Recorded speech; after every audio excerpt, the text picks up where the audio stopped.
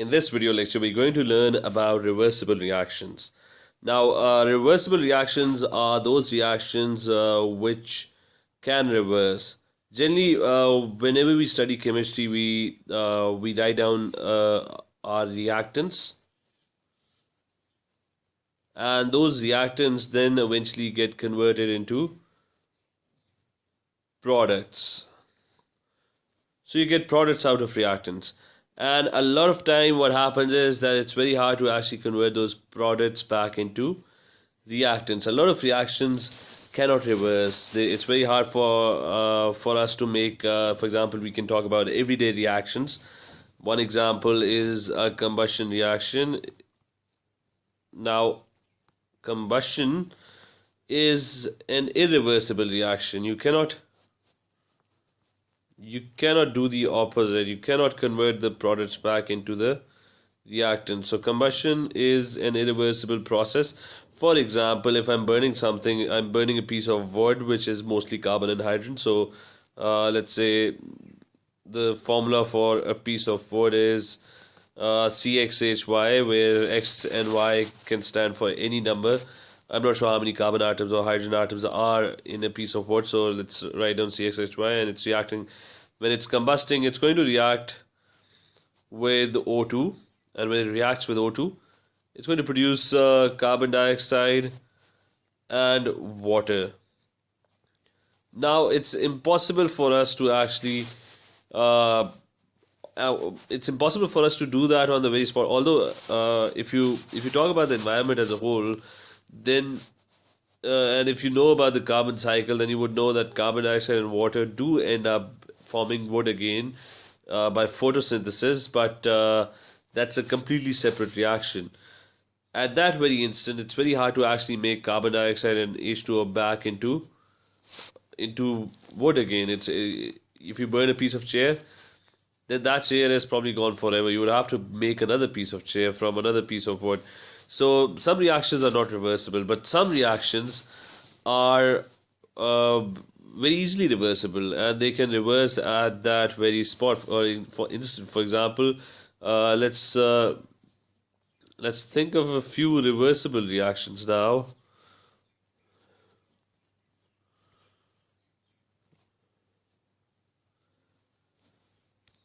Now, a few examples of reversible reactions. Let's say we have H2O in its liquid state, and we start heating it. When we start heating it, this H2O would turn into steam. It would boil, and it would change its state, and it will become gaseous H2O molecule. And this process is called evaporation. So this is, but is this reaction reversible? Can we do the opposite? Yes, it's very obvious that we can convert this H2O gas back into H2O liquid. And to do that, we need to cool it down. We need to condense it. And this reaction is called condensation. So this reaction is very easily reversible. And it can occur at that very instant. If the forward reaction is going on, it's liquid H2O is getting converted into gaseous H2O. At the same instant, gaseous H2O might be getting converted back into H2O liquid. One way to denote this is that you use, instead of writing two separate reactions, what you do is you instead use a symbol which stands for reversible reactions. We can write this entire reaction down like this. We have H2O liquid, and there would be a double arrow symbol which would denote that this reaction can happen in both directions. And this is going to give us H2O gas or steam. So this double arrow denotes a reversible, that a particular reaction is reversible. And the convention is in chemistry that the left-hand side is generally our reactants, and the right-hand side are our products. Although we are going to follow the same convention, but this doesn't make sense when you're talking about reversible reaction, because we because we already know that if we're talking about the forward reaction, then this H2O liquid is our reactant, which is true. But if you're talking about the reverse reaction, then our reactant side would be this, which is steam. So we're going to follow this convention, but since this reaction is happening in both directions, and you must understand that these are two separate reactions which we write down together in this form. So always remember this, that this convention of reactants and products does not correctly apply to a reversible reaction. Now I can show the exact same reaction, and let's say this reaction is happening in a closed container, and you might now I'm going to come to a very interesting fact, which is that and I'm going to use this reversible reaction over here. I'm going to underline this reaction, and this reaction is that H2O liquid is getting converted into H2O gas, and H2O gas is getting converted into H2O liquid back again. And that reaction is that let's say we have a closed water container. Now, if in that container, let's say we have a closed bottle, water never seems to evaporate in a closed bottle. Water, let's write down this fact, that we have an observation that water never evaporates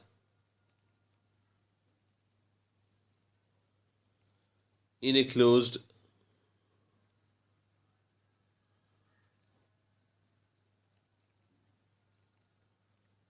container.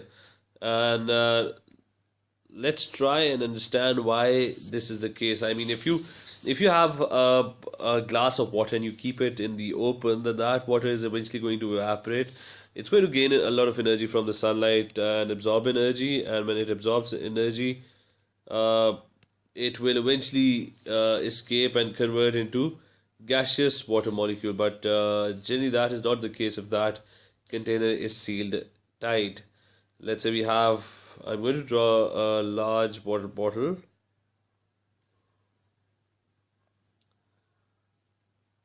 Now these are two sides. Let's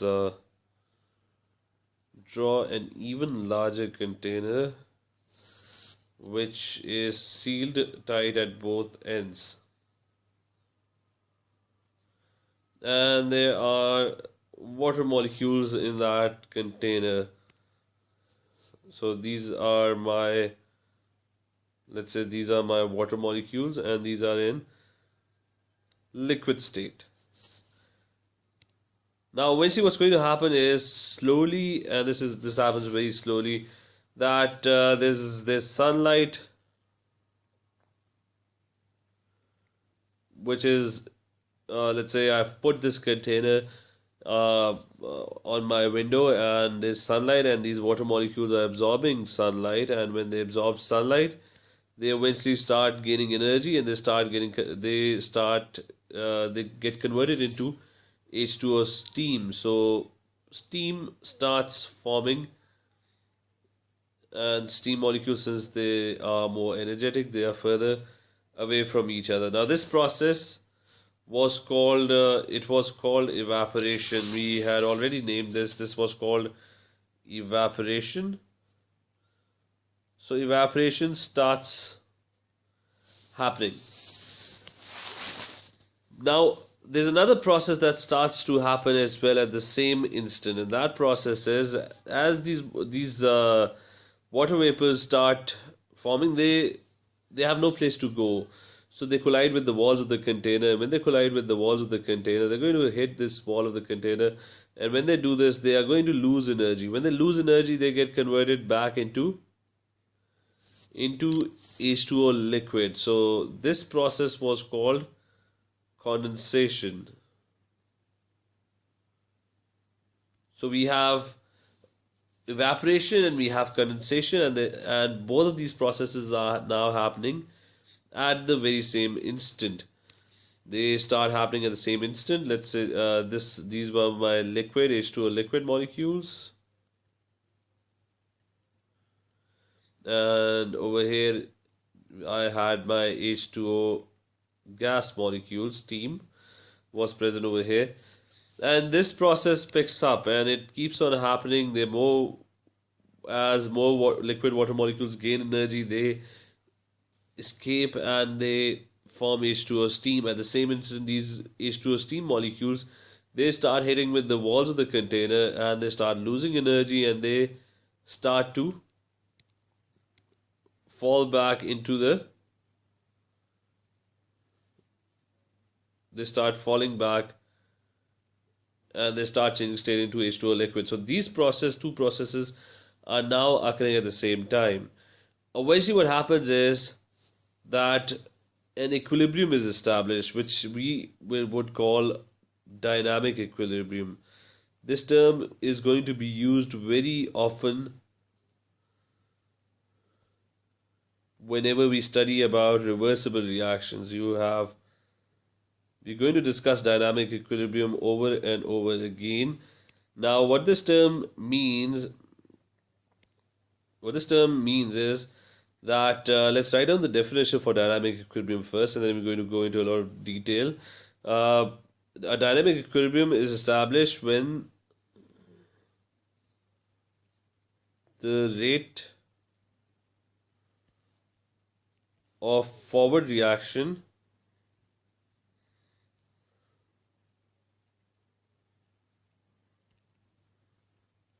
equals the rate of backward reaction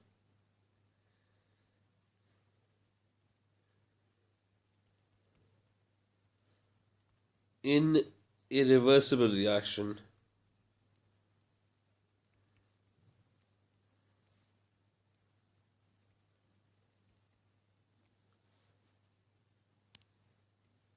Now I'm going to explain this further.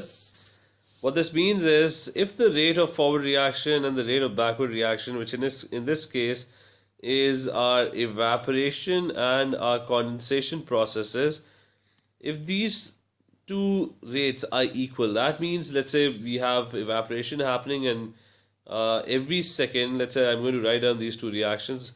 I have H2O liquid and it is getting converted into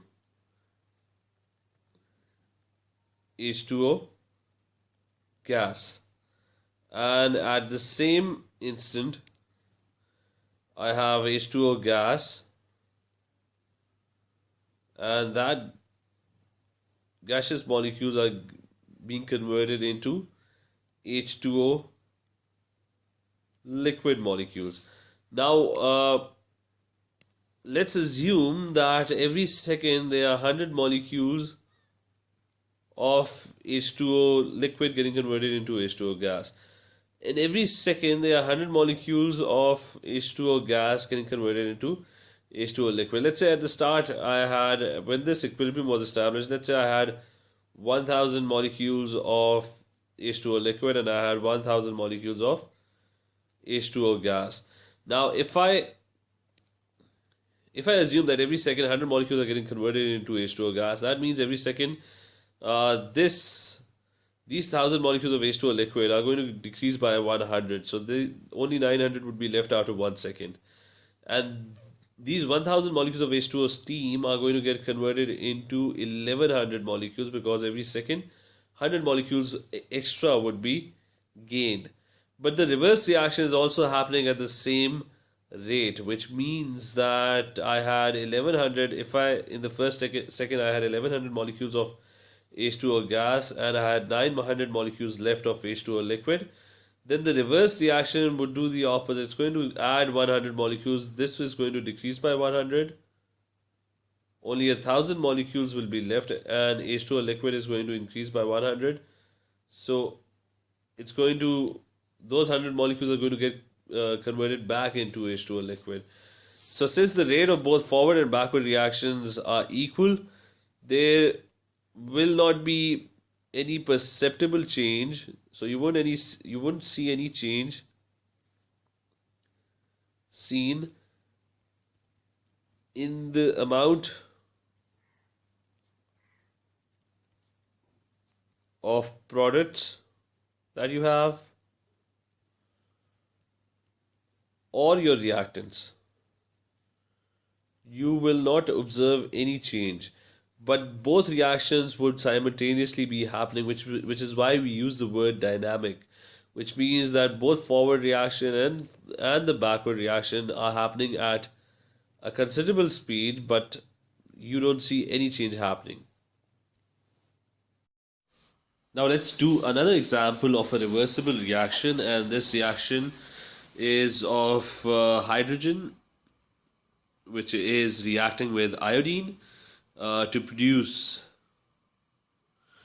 two molecules of HI. And this is a reversible reaction, which means that hydrogen and iodine are reacting to produce they're reacting to produce HI molecules, whereas HI molecules are breaking down and they are producing H2 and I2 back again.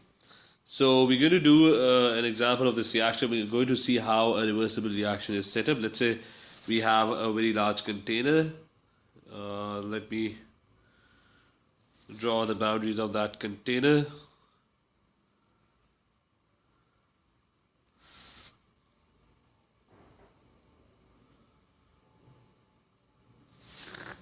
And this is the bottom of the container. Okay, now we have this container. Let's say hydrogen are these hydrogen molecules are these circular red balls. So you have these hydrogen molecules. Let's say I have a few of these hydrogen molecules.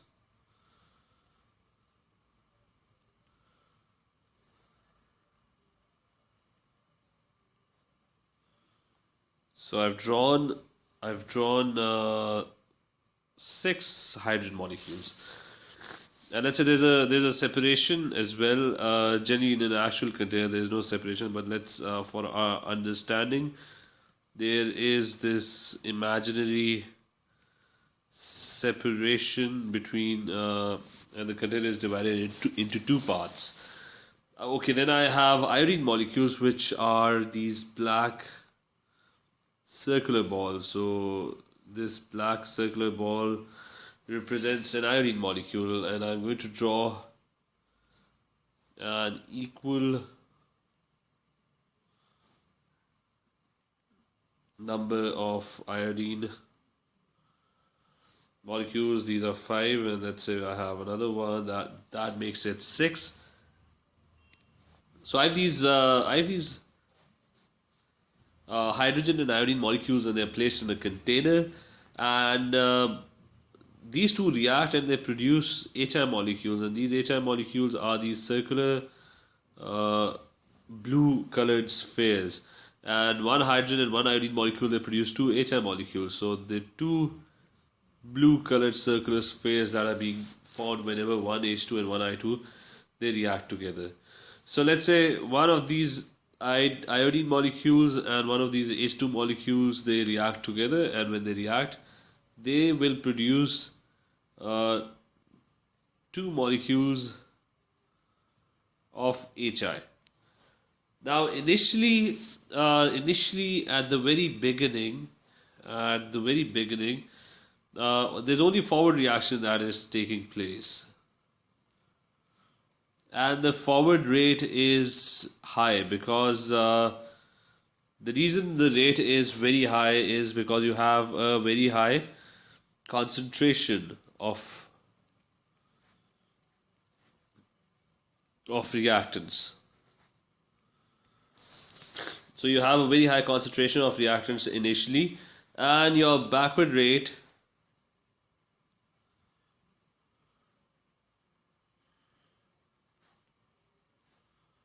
now your backward rate is low, and the reason is that there are not enough HI molecules to actually go in to actually react together, and they will break down because there are very few HI molecules initially.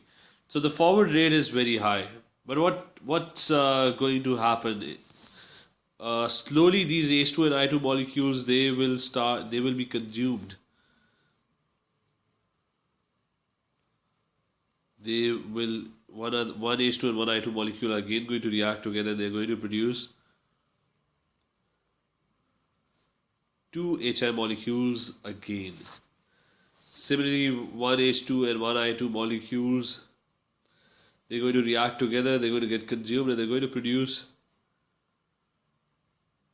two HI molecules. Now, what's going to happen is that the forward rate would slowly slowly start decreasing. And why would it decrease? Because the number of reactants, the concentration of reactants starts to decrease slowly, because these molecules will start getting used up, and the backward rate would start to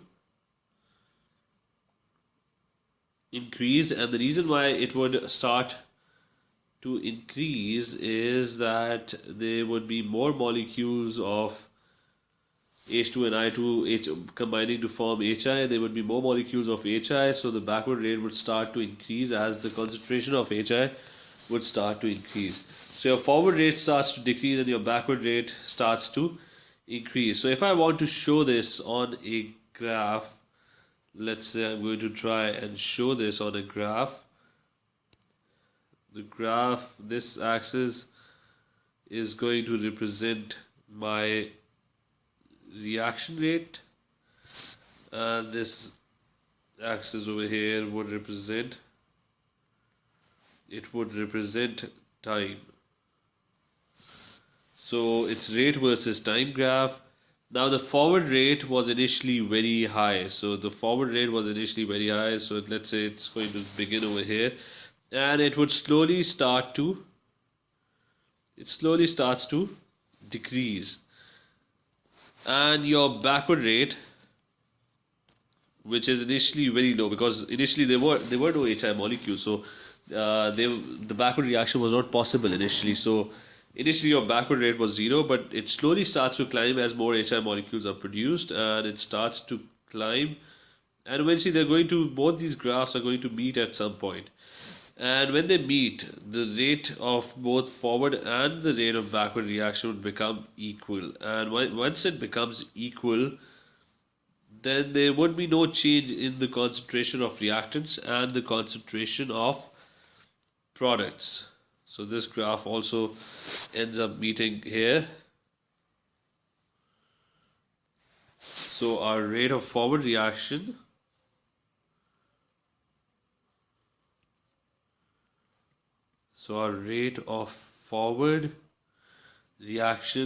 then becomes equal to the rate of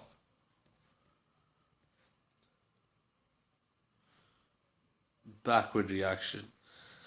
And once that happens, then the amount of reactants that are being formed and the amount of products that are being formed, they would remain equal. If a molecule of HI is produced, then at the same time that HI molecule or another HI molecule is going to break down again. So this cycle keeps on continuing, and it keeps on continuing. There won't be any perceptible change in the amount of reactants or the amount of products at this point. This is when equilibrium has been achieved.